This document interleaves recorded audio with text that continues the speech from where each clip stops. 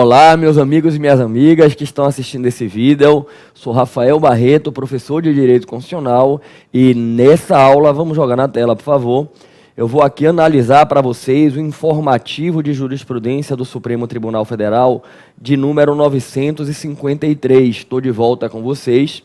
Não sei se é do seu conhecimento, mas semanalmente o Supremo Tribunal Federal divulga um informativo de jurisprudência contendo um resumo dos julgamentos ocorridos no tribunal na semana anterior. E conhecer esses informativos é muito importante para se manter atualizado no âmbito do direito constitucional, e para quem está se preparando para concurso público é imprescindível, porque os concursos exigem muito conhecimento da jurisprudência do Supremo Tribunal Federal. Essa aula faz parte do projeto que eu tenho de análise detalhada dos julgamentos dos informativos do Supremo Tribunal Federal. Sem delongas, vamos na tela, informativo de número 953, um informativo pequeno, poucas questões, e o primeiro julgamento ainda não está concluído, mas adentra num tema, deixa eu voltar aqui com vocês, que sem nenhuma dúvida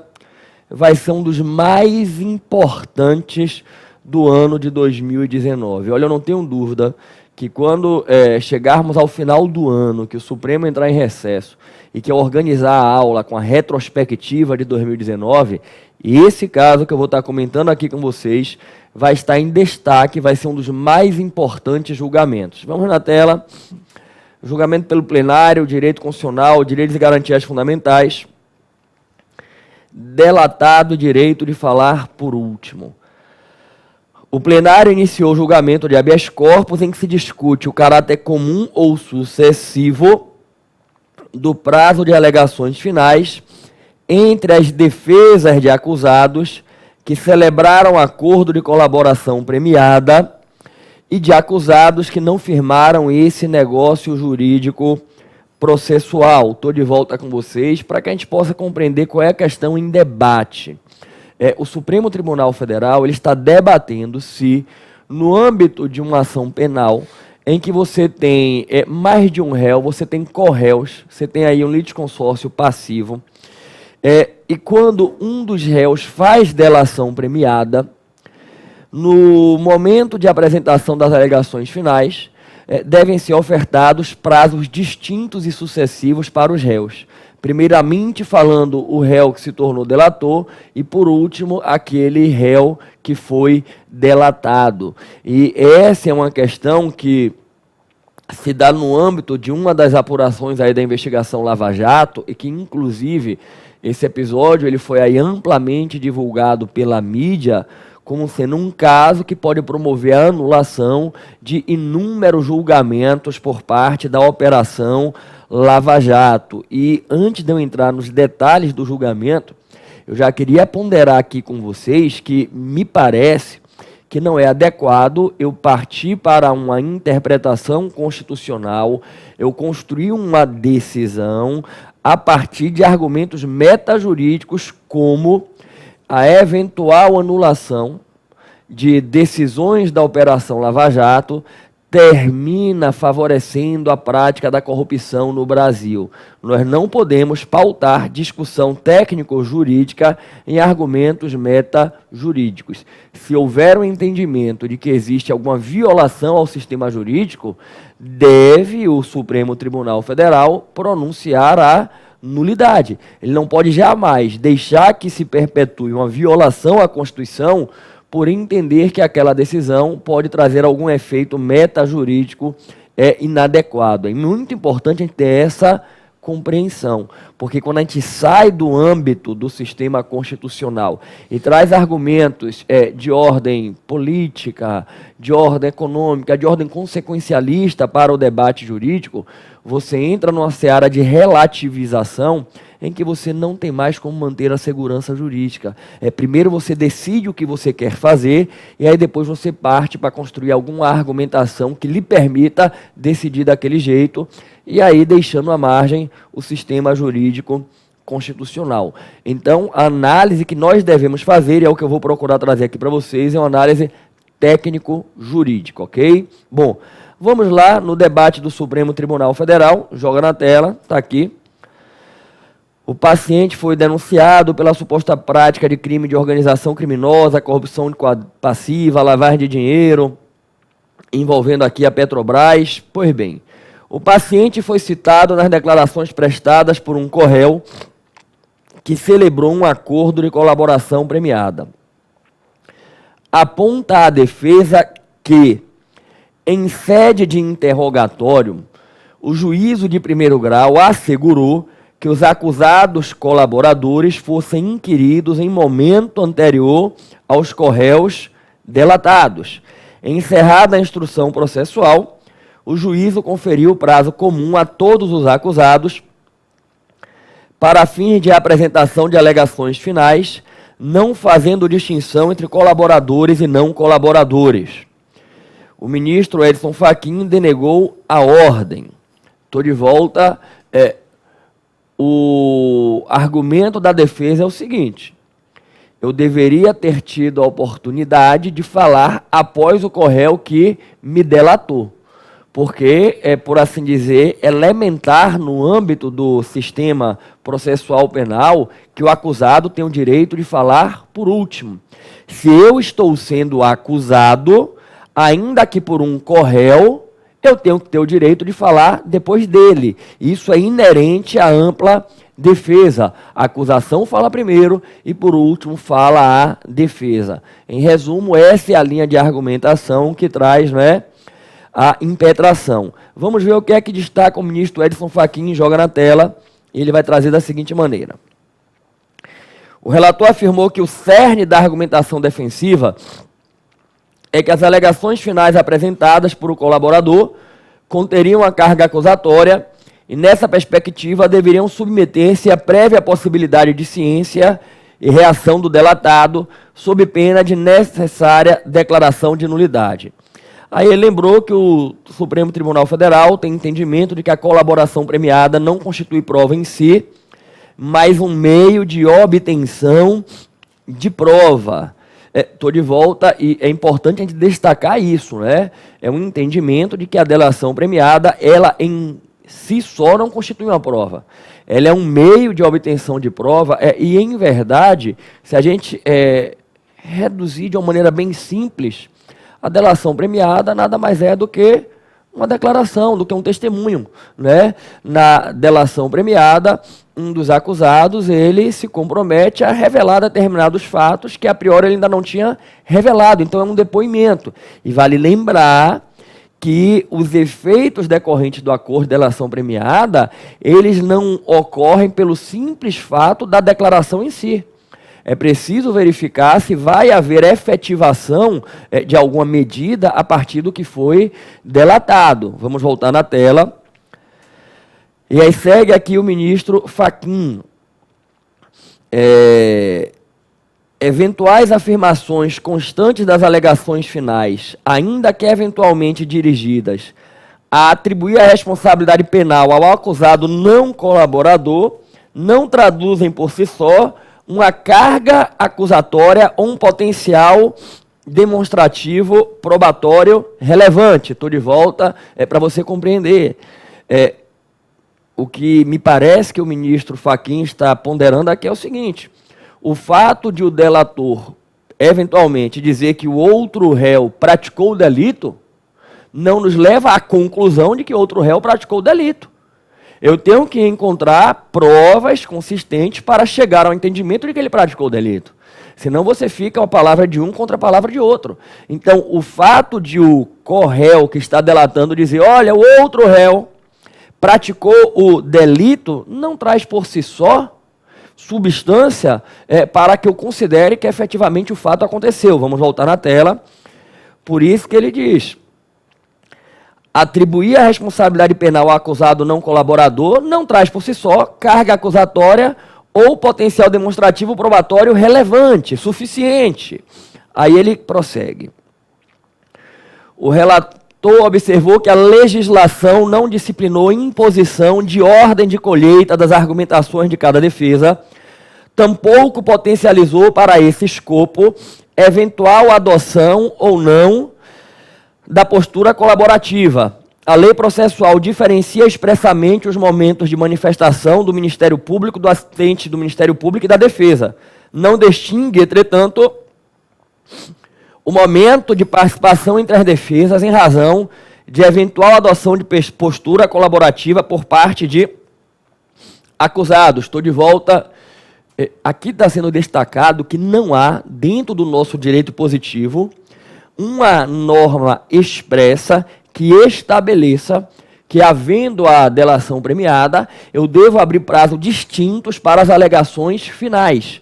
Você não vai encontrar dentro do direito positivo, pode ser uma construção principiológica, a partir da ideia da ampla defesa e do contraditório, mas não há realmente um artigo de lei que estabeleça que, havendo co-réus e tendo uma delação premiada, primeiramente fala o delator e, por último, o delatado. Não há essa previsão realmente dentro do nosso direito positivo. Se a gente chegar ao entendimento que deve haver a diferenciação de prazo, é a partir de uma aplicação principiológica da ampla defesa e do contraditório. Vamos voltar na tela. E aí, ele segue chamando a questão ainda de um outro ponto, né? A observância de prazo comum para a colheita de alegações finais dos acusados colaboradores e não colaboradores não configura constrangimento legal. A título de reforço, cabe ponderar que, mesmo que eventualmente se reconhecesse ilegalidade decorrente desse proceder, a configuração de nulidade processual, como se sabe, subordina-se à existência de um prejuízo que legitime a sua proclamação. Caberia, portanto, examinar a eventual repercussão da cogitada ilegalidade na validade da marcha processual. Estou de volta. E aqui é um argumento que traduz, por assim dizer, um princípio geral dentro do sistema processual, de que não se pronuncia nulidade sem demonstração de prejuízo, né? É até uma expressão consagrada doutrinariamente, par de nullité sangrif, ou sangrief, né? Então, se não há a efetiva demonstração do prejuízo em virtude daquele ato processual, não se pronuncia a nulidade. E o que ele está trazendo aqui é o seguinte: ainda que há de argumentando, admitisse que não deveria realmente acontecer da maneira como aconteceu, de um prazo comum, que haveria necessidade de primeiro o delator e depois o delatado, só devemos pronunciar a nulidade se efetivamente houver a demonstração de que houve um prejuízo para o réu delatado. E aí ele entende que, no caso, não há demonstração desse prejuízo. Nós vamos ver em seguida que outros ministros trazem a ideia de que há um prejuízo presumido, porque ele não falou por último. Vamos na tela. Assim, para o relator, a defesa teve acesso integral à imputação e a eventuais elementos probatórios, descabendo proclamar nulidade com lastro exclusivo na alegada inobservância da ordem de manifestação processual. Aí eu vou seguir trazendo aqui para vocês as outras considerações. O ministro Luiz Roberto Barroso, que acompanhou o relator, ele vai trazer o seguinte: para o ministro Barroso, o impetrante não trouxe um argumento objetivo, sequer para demonstrar o prejuízo que teria sofrido. Reputou que a falta de concessão de prazo sucessivo para a apresentação de alegações finais entre co-réus, colaboradores e não colaboradores não viola os princípios do contraditório e da ampla defesa. Estou de volta com vocês. Só trazer um acréscimo aqui em relação às ponderações do ministro Luiz Roberto Barroso. Ele pontuou que, se o Supremo Tribunal Federal pronunciar a nulidade, o Supremo estaria, com outras palavras, indo contra toda a tentativa, todo esforço que tem sido feito no sentido de combater a corrupção no país, né? Com outras palavras e com muito mais capacidade, mas nos debates o ministro Barroso ele transmitiu essa mensagem. E aí, com todo respeito ao ministro Barroso, eu pondero aquilo que eu falava no início.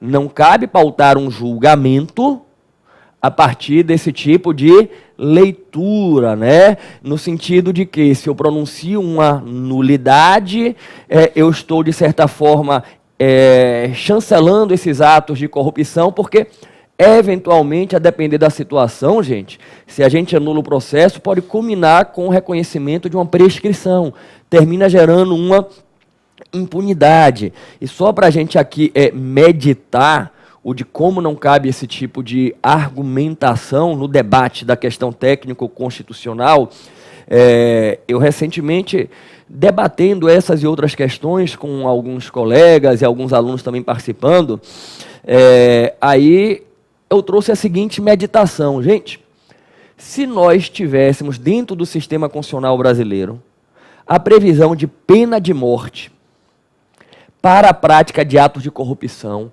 Olha, o agente público que praticar um crime de corrupção, ele vai ser punido com a pena de morte. Isso inibiria a prática de corrupção? Houve quase que um entendimento unânime que, com certeza, que na hora que tivesse o primeiro, o segundo caso de político sendo condenado à pena de morte por corrupção, certamente outros ficariam com medo de praticar esse tipo de delito, porque saberiam qual era a pena. Então, a adoção da pena de morte para a corrupção, de certa forma, contribuiria muito para o combate à corrupção no Brasil. Mas é possível dentro do nosso sistema constitucional? Com toda certeza não. A pena de morte não é admitida dentro do nosso sistema constitucional, salvo o caso de guerra declarada. Então, perceba, eu não poderia de repente trazer o argumento de que precisamos combater a corrupção para propor uma emenda constitucional que instituísse pena de morte para políticos corruptos. E, naturalmente, que esse exemplo ele vai a um extremo muito grande, que eu estou falando aí do direito à vida, da questão da pena de morte, mas eu quero que você entenda, eu estou também dentro da discussão de violação a garantias constitucionais. Então, eu não posso usar esse argumento meta-jurídico para justificar a violação ao sistema constitucional. Então, com todo respeito e profunda admiração ao ministro Luiz Roberto Barroso, mas eu acho que não cabe esse tipo de leitura.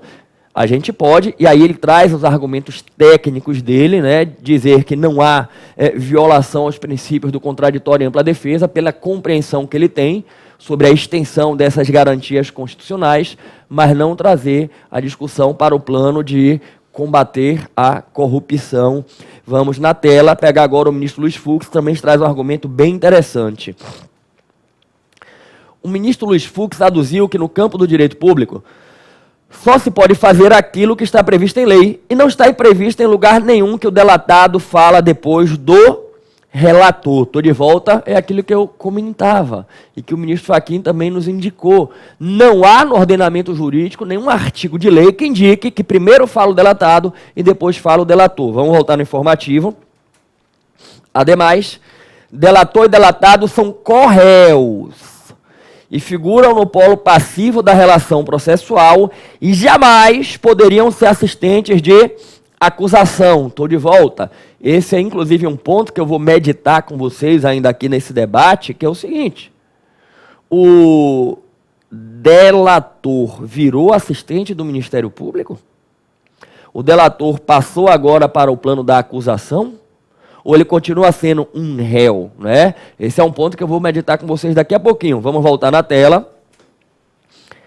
A ministra Carmen Lúcia entendeu que o caso seria de nulidade relativa, que, portanto, deveria ser arguída na primeira oportunidade. Além disso, seria necessária a demonstração do prejuízo, o que não foi feito pelo impetrante. Aqui vai começar a divergência com o ministro Alexandre de Moraes. O ministro Alexandre de Moraes, em divergência, concedeu habeas corpus para anular a sentença e determinar o retorno dos autos às fases de alegações finais. Bom, de maneira a garantir ao delatado o direito de falar por último. E aí os ministros Rosa Weber, Ricardo Lewandowski, Gilmar Mendes e Celso de Mello acompanharam a divergência. O ministro Alexandre de Moraes, gente, ele destacou uma coisa bem interessante. O delator não tem mais interesse em se defender, pois a fazer o acordo assume a sua culpabilidade com diminuição de pena ou até mesmo ausência total de pena em troca das informações prestadas. Assim, o direito do delatado falar por último está contido no exercício pleno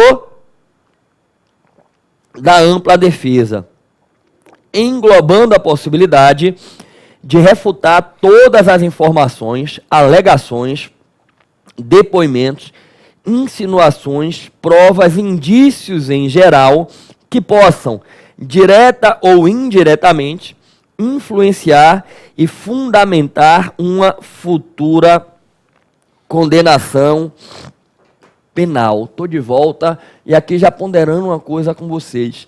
Eu não sei se necessariamente seria o caso de ter prazos distintos e sucessivos para as alegações finais, mas particularmente eu entendo que deve ser oportunizado, com toda certeza, ao delatado o direito de se manifestar sobre os eventuais elementos que o delator traga. Porque se ele está sendo acusado de alguma coisa, tem que lhe ser oportunizado o momento de falar sobre aquilo, de contraditar aquilo. Se necessariamente seria em alegações finais em prazos distintos, a gente vai debater um pouquinho, mas vamos voltar na tela. Então, eu particularmente não tenho dúvida que tem que se dar ao delatado a possibilidade de refutar tudo que lhe é desfavorável. Aí ele conclui que o devido processo legal ampla defesa ao contraditório garante ao delatado manifestar-se após ter o pleno conhecimento de toda a atividade probatória, se assim for requerido, e que no caso concreto isso não ocorreu. Para a ministra Rosa Weber, a nulidade é absoluta e, portanto, o prejuízo se presume. Por sua vez, o ministro Celso de Mello asseverou que o reconhecimento do direito à última palavra atribuída ao réu significa a garantia constitucional do devido processo legal no processo penal instaurado sob uma ordem constitucional de regime democrático. Aí ele destaca: permitir ao delatado o direito de refutar, contestar, impugnar, contra-argumentar todas as alegações incriminadoras contra ele, para que, desse modo, sejam respeitados o direito ao contraditório e à ampla defesa. Aí vem: a denegação ao réu delatado da possibilidade de apresentar as suas alegações finais, após o prazo concedido ao agente colaborador, equivale à supressão do seu direito de defesa, porque transgride aquilo que lhe é essencial, não é? A plenitude de sua prática.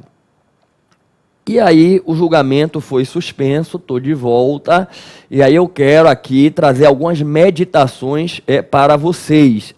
De início, partilhar que nesse momento em que eu estou aqui com vocês, comentando informativo, eu particularmente ainda não estou com um juízo de valor, juridicamente falando, totalmente formado. Eu me inclino em uma direção e quero partilhar com vocês as meditações, né, que eu tenho tido aí para construir um entendimento nesse sentido. De início, destaco que acho bem interessante a possibilidade de o delatado falar após o delator. Me parece que é algo bem interessante e que eventualmente poderia ter até uma construção legislativa nesse sentido. De repente, um projeto de lei inserindo essa previsão no âmbito do Código de Processo Penal para que o delatado, nas alegações finais, fale por último, né? Mas eu tenho uma certa dificuldade em entender que o delator se transformou em um assistente de acusação e que, por isso, já decorreria da principiologia constitucional a obrigatoriedade de o delatado falar por último. Gente, para que possamos meditar, os réus se defendem da acusação que lhes é feita pelo Ministério Público, aí no caso de uma ação penal pública. o réu delator não deixa de ser réu. Ele não se torna um assistente de acusação. A delação é um meio para obtenção de prova, e não me parece que o delator, nas suas alegações, venha pedir a condenação do delatado.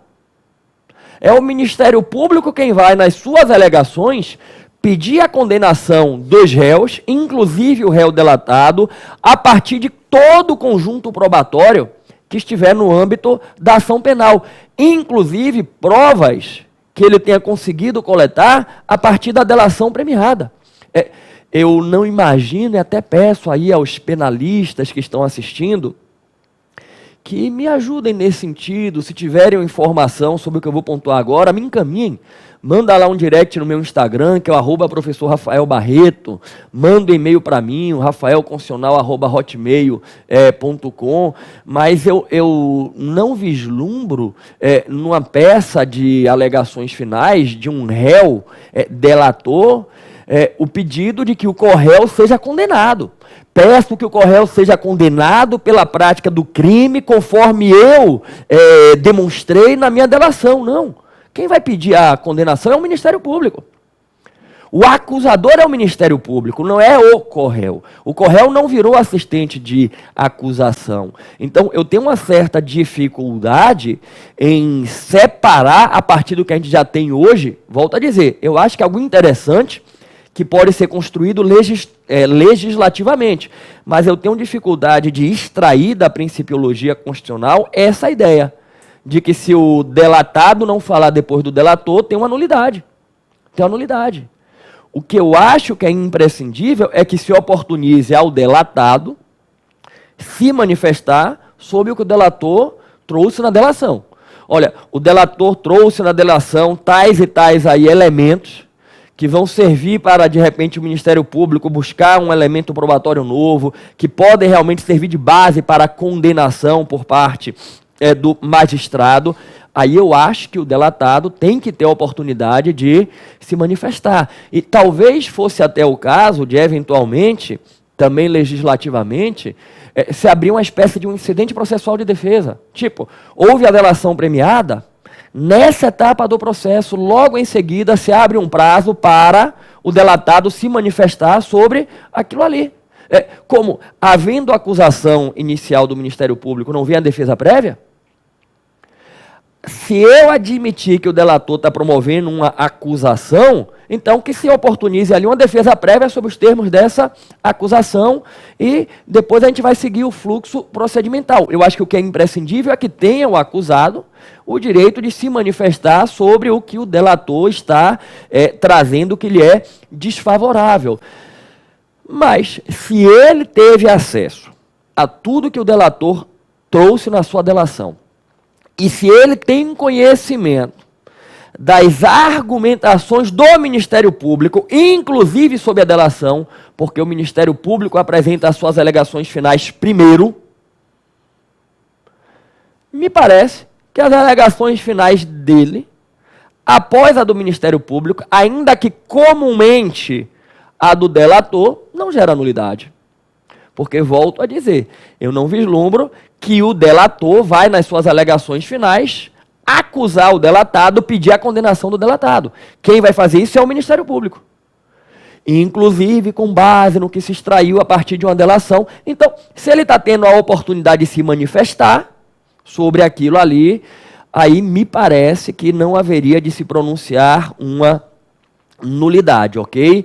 E, mais uma vez, não porque nessa leitura eu acho que a gente vai ampliar ou vai diminuir os esforços de combate à corrupção. Não é isso, gente. Eu costumo até partilhar com as pessoas que combate à corrupção é algo que a gente nem coloca em discussão. É tão óbvio que deve existir. É tão elementar que deve haver combate à corrupção com muito empenho, com muito rigor, que eu acho que nem cabe abrir discussão se devemos ou não combater a corrupção. Mas o que eu partilho não se pode, com base nesses argumentos, a gente partir para violar garantias constitucionais. Então, o que eu trago para vocês aqui é uma visão técnica jurídica, não é? Deixando de lado se a posição A ou B vai favorecer ou desfavorecer o combate à corrupção, do ponto de vista jurídico, Eu entendo que, se ao delatado é dada a oportunidade de se manifestar sobre a acusação, que é feita pelo Ministério Público, valorando, inclusive, o conteúdo da delação, e ele tem a oportunidade de fazer isso depois da acusação, depois do Ministério Público, eu, particularmente, não vislumbro que exista um prejuízo. Agora, prestem atenção. Não descarto a possibilidade de o exame de cada caso concreto. Porque é possível que, num caso concreto, se demonstre que houve sim um prejuízo para a defesa, que não se permitiu amplo acesso ao conteúdo, aí tudo bem. Aí cada caso tem as suas variações, mas em termos abstratos, particularmente eu entendo que não há violação ao sistema jurídico essa ideia do prazo comum para os correios se manifestarem. Mas continuo meditando sobre isso, não é? Vamos aguardar qual vai ser o pronunciamento final do Supremo Tribunal Federal, ok? Joga na tela, vamos prosseguir no informativo. Repercussão geral. Julgamento muito importante. O não encaminhamento de projeto de lei de revisão anual dos vencimentos dos servidores públicos previsto no inciso 10 do artigo 37 da Constituição, e deixa eu trazer logo ele aqui, porque tem aqui embaixo, ó, administração pública, aqui o 37, ó, inciso 10. A remuneração dos servidores públicos e o subsídio somente poderão ser fixados ou alterados por lei específica, observada a iniciativa privativa em cada caso, essa parte. Assegurado a revisão geral anual, sempre na mesma data e sem distinção. Estou de volta. A priori, qual é a primeira interpretação que se extrai, até meio que cartesiana, dessa previsão, assegurada a revisão geral anual? Todo ano vai ser revista a remuneração do servidor público. E revista significa o quê? Vai ter uma majoração, seria, por assim dizer, a interpretação cartesiana. Só que quando a gente vai para a prática, a verdade é que, tanto em âmbito federal como estadual e municipal, servidor público não recebe reajuste remuneratório todo ano, ainda que se trate de recomposição de perdas inflacionárias. Isso não acontece. E aí a inexistência dessa revisão geral anual gerou uma demanda concreta, um pleito indenizatório, argumentando que o não cumprimento desse mandamento constitucional gera um prejuízo e aí se busca uma indenização. Joga na tela. E aí vem o entendimento do Supremo. O não encaminhamento do projeto de lei de revisão anual não gera direito subjetivo à indenização. Deve o Poder Executivo, no entanto, se pronunciar de forma fundamentada acerca das razões pelas quais não propôs a revisão. Estou de volta. O tribunal está decidindo aí, gente, que não existe uma obrigatoriedade de majorar os vencimentos dos servidores públicos anualmente. O que o tribunal entendeu na linha do voto do ministro Barroso, que foi o relator, é que a palavra revisão ali significa fazer um estudo. Revisar é fazer um estudo para verificar se deve ou não, e se cabe ou não, naquele ano, propor uma majoração. E ele tem que fundamentar o porquê não estaria propondo aquela majoração. Joga na tela. O não encaminhamento do projeto de lei não gera direito à indenização. Agora, o Poder Executivo tem que se pronunciar de forma fundamentada sobre as razões pelas quais não propôs a revisão. Assim, o tribunal negou o provimento extraordinário em que se discutia a existência do direito à indenização em decorrência da desvalorização anual dos vencimentos em face da inflação e da ausência de norma que promova o reajuste periódico do montante percebido. Prevaleceu o voto do ministro Barroso, que entendeu não vislumbrar no 3710 um dever específico de que a remuneração dos servidores seja objeto de aumentos anuais e tampouco em percentual obrigatoriamente correspondente à inflação. A exegese no termo revisão abarca o entendimento no sentido de que o dispositivo exige uma avaliação anual, que pode resultar ou não em concessão de aumento. O preceito deve ser interpretado em conjunto com outros dispositivos que se distanciam da lógica de reajuste automático e indexação econômica. A tese segundo a qual a adoção de índice inferior à inflação de determinado período importaria automaticamente em degradação do direito de propriedade, merece temperamentos. Aí aqui em destaque, ó, o que o artigo 3710 impõe é que o chefe do executivo deve se pronunciar anualmente e de forma fundamentada sobre a conveniência e a possibilidade de reajuste anual do funcionalismo. Não é? Estou de volta com vocês. Então, aí o entendimento do Supremo, que o 3710 não assegura um direito de majoração anual. O que ele assegura é a obrigatoriedade do Executivo se pronunciar de maneira fundamentada sobre a possibilidade ou não de conceder um aumento, e o não encaminhamento do projeto de lei não gera indenização.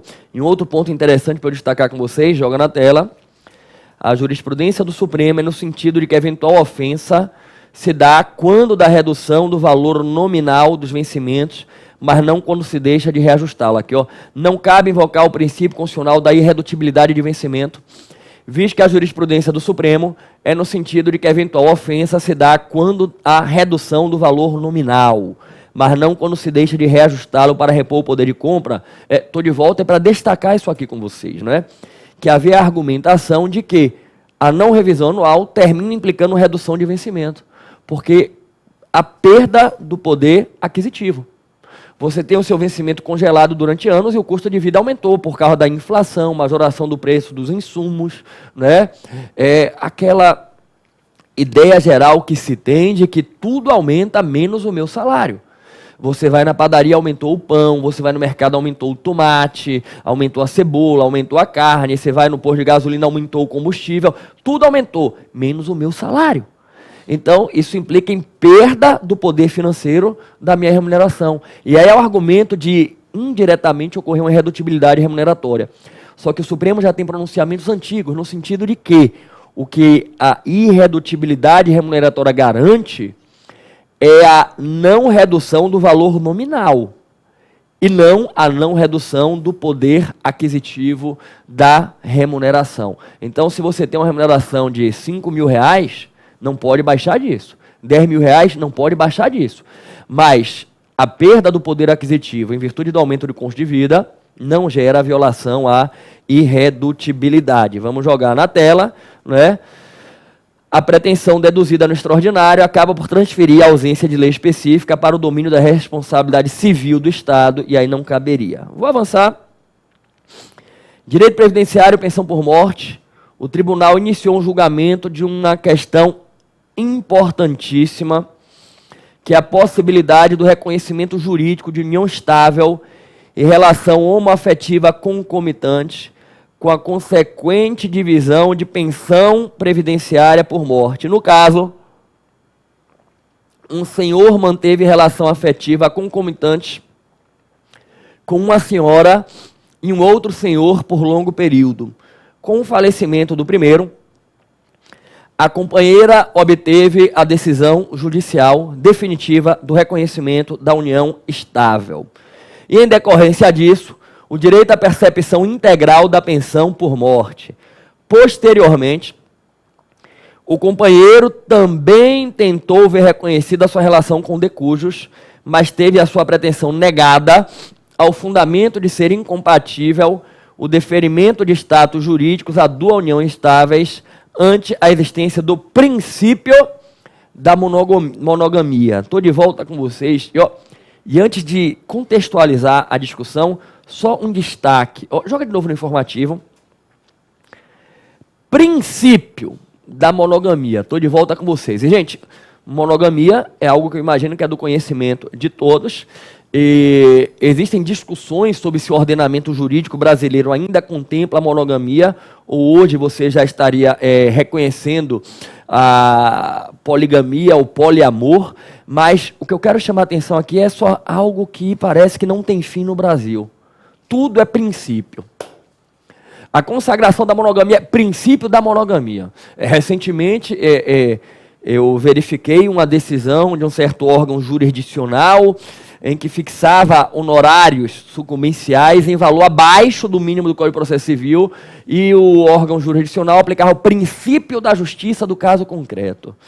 Nós vivemos uma era em que tudo virou princípio, nós estamos banalizando os princípios, o que é muito ruim, porque isso gera uma quebra da segurança jurídica, tudo virou princípio. Cá entre nós, se houver um entendimento de que o ordenamento jurídico contempla a monogamia, não há previsão jurídica de poligamia, é a consagração de uma regra que impõe a monogamia, não é princípio coisa nenhuma. Princípio, tudo está virando princípio no Brasil, não é?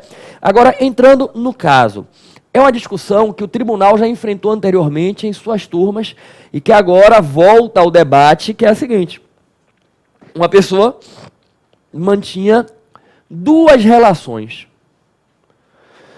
Aqui, nesse caso, ela tinha uma união estável com uma mulher e, em paralelo, tinha uma relação afetiva, uma união estável também. Eu estou colocando aqui entre aspas, por quê? Porque me parece que o ordenamento jurídico, direito positivo, não contempla duas uniões estáveis ao mesmo tempo, né? Mas ele mantinha uma relação com a mulher e, em paralelo, uma relação com o homem. Faleceu, vem a pensão por morte. A mulher pediu o reconhecimento da união estável e o benefício. Conseguiu, depois o homem foi lá e pediu também. E aí você vai dividir o benefício, e para que vocês compreendam adequadamente a discussão, eu quero que vocês entendam que ela independe da natureza da relação, se homoafetiva ou heteroafetiva. Nesse caso, é uma relação homoafetiva com uma heteroafetiva. O de cujus, ele tinha uma relação com uma mulher e também com um homem, mas poderiam ser duas relações heteroafetivas ou duas relações homoafetivas. A discussão sobre a homo ou heteroafetividade, ela é irrelevante no enfrentamento da questão. O enfrentamento da questão é o seguinte: quando alguém mantém mais de uma relação de natureza familiar, deve o benefício da pensão por morte ser fracionado entre aqueles que integram essa relação? E aqui eu me recordo de um precedente antigo, de uma turma do Supremo.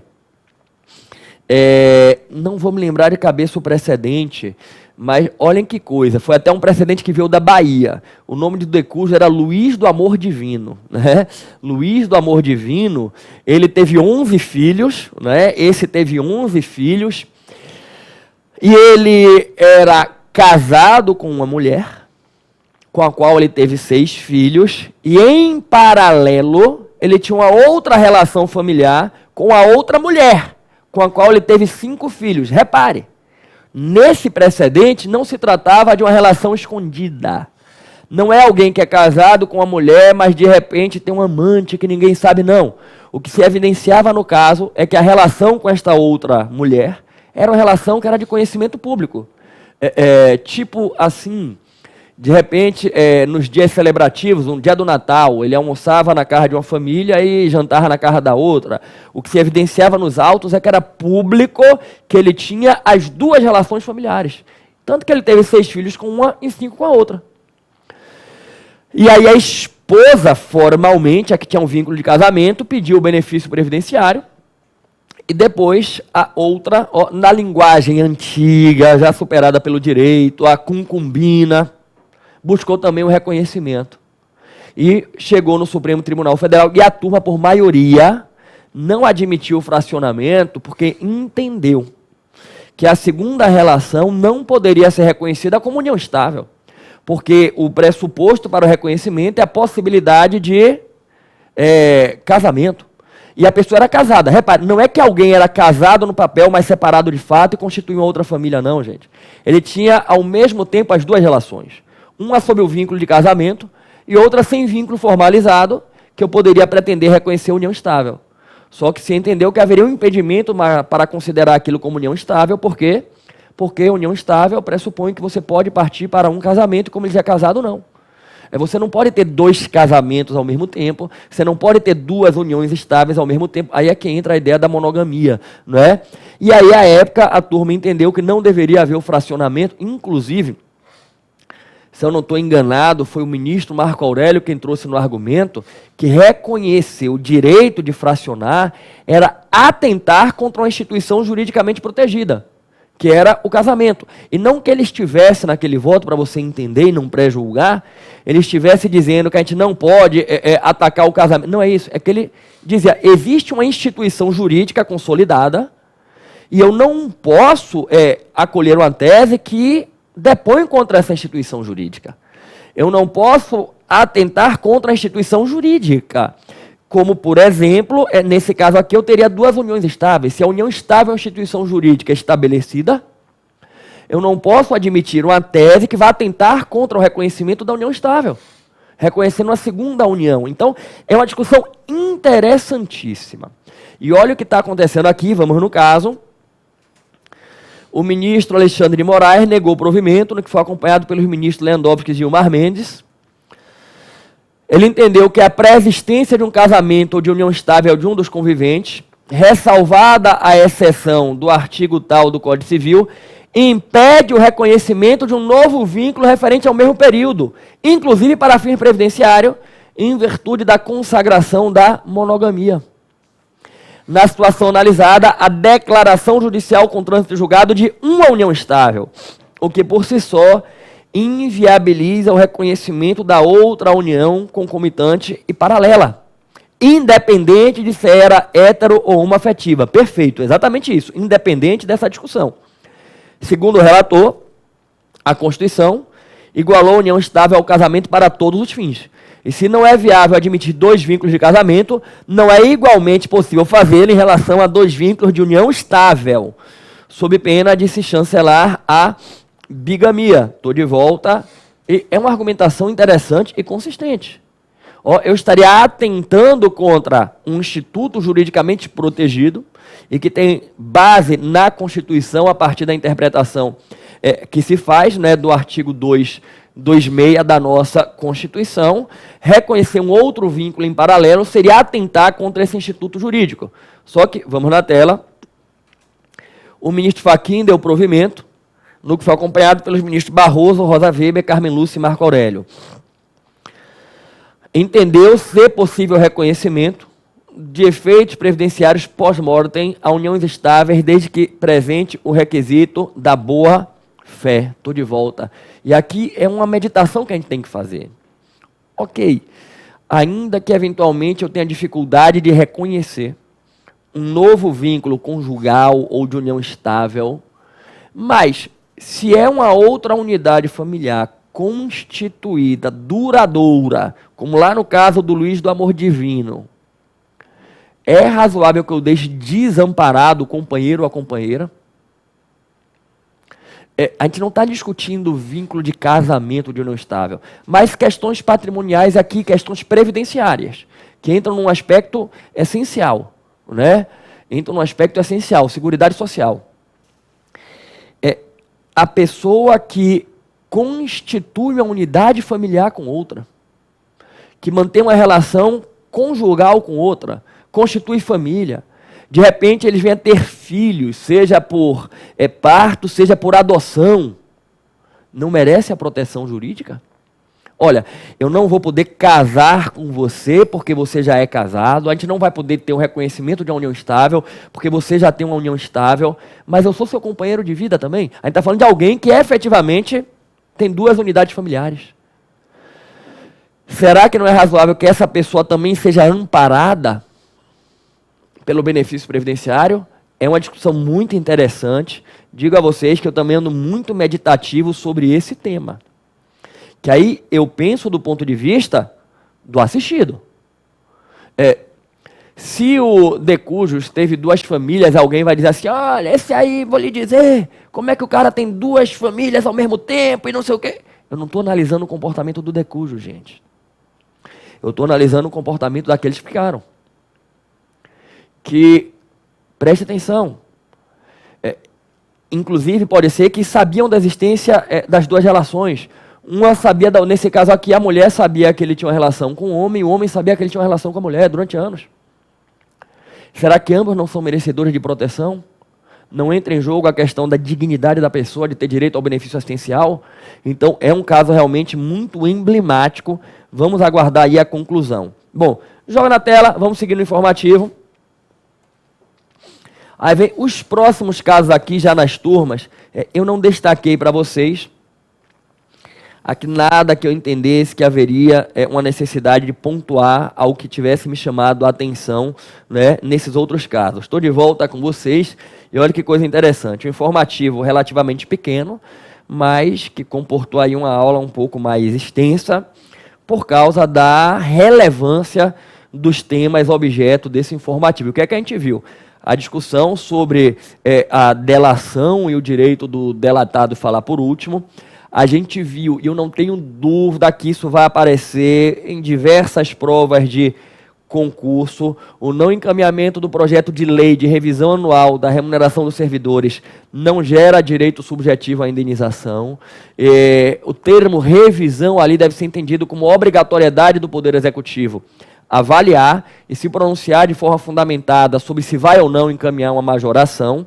E a gente viu aí também que o Supremo está discutindo a partilha do benefício previdenciário no caso de concomitância de relações afetivas, seja união estável, seja casamento, seja homo ou hétero afetiva, ok? Bom, você que está chegando no projeto dos informativos agora, que assistiu ao informativo 953, deixa eu fazer um registro e lhe fazer um convite. Eu tenho aulas anteriores comentando cada um dos informativos de 2019 e tenho também a retrospectiva de 2018 e a retrospectiva de 2017. Tudo à sua disposição, você pode assistir. O que é que você vai fazer? Você vai no meu site pessoal, né, que é o meu nome. Inclusive, de repente, a gente até coloca, né? Eu vou colocar na descrição do vídeo, mas vou colocar aqui na tela também para vocês, é o www.rafaelbarreto.com.br. Você vai no meu site pessoal, lá no menu você vai ver informativos do STF. E lá chegando, você vai ver lá retrospectiva de 2018, retrospectiva de 2017 e cada informativo de 2019. Você que chegou agora, não deixe de assistir o que já passou para que você se mantenha extremamente atualizado. Para encaminhar o encerramento, eu queria convidar todo mundo que não está inscrito no canal a se inscrever, a ativar notificações. Queria convidar todos vocês a já reservar um tempinho na agenda da semana que vem, para a gente debater o informativo 954, que ainda virá, e queria fazer um pedido. Queria pedir a todos vocês que assistiram a aula, que gostaram do projeto, que compartilhassem com todo mundo que vocês conhecem, que precisa se manter atualizado com o direito constitucional. Gente, esse projeto, de repente você está chegando agora, mas eu desenvolvo desde 2007. São mais de 10 anos dando aulas de informativos. Eu, pioneiramente no Brasil, criei esse projeto em 2007. Desenvolvi durante anos, precisei parar e recentemente que eu retomei.